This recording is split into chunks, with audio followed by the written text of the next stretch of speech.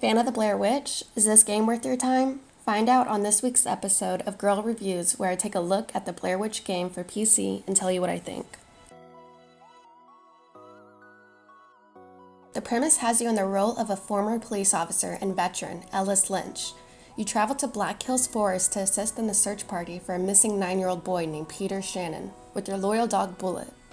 The sheriff, one of his close friends from back when he was a deputy, is worried and thinks Ellis is going crazy from his PTSD, panic attacks, and frantic calls, not understanding Ellis is being tormented by the Blair Witch. This is a single-player game where most of your time you're by yourself scouring the forest looking for clues.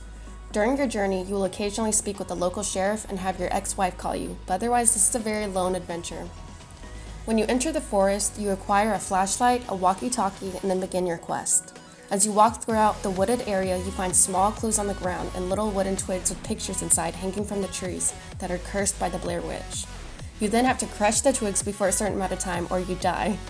Later in the game, you find a camera that you use throughout the game to change the flow of time in certain parts of the map, allowing you to free up a path or find hidden clues.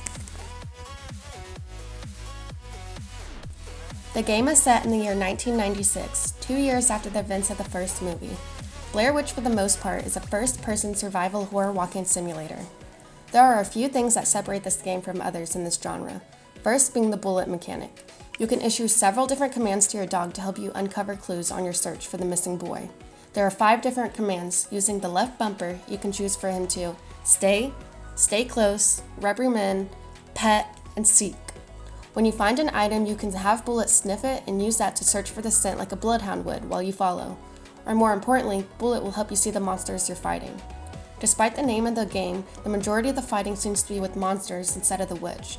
That's also using the term fighting loosely. You're not so much as fighting monsters, but paying attention to your dog and shining the flashlight at the monsters before they attack to destroy them. I have some positive things to say about the atmosphere in this game. I really felt like I was moving around and interacting with the world of Blair Witch universe.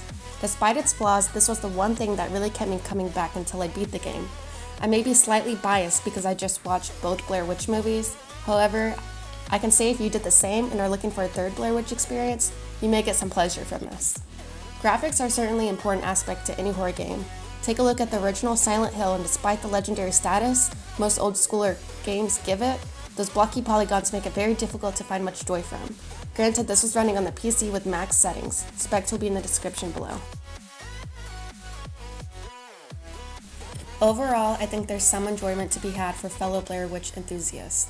While a bit short, I did have a lot of fun through my 8 or so hours it took to complete the game. I wouldn't say it was so enjoyable that I would go back to replay it, and there were a lot of moments where I got stuck in what felt like a bad game design as opposed to a good exploration, but at the end of the day, I don't regret playing through it.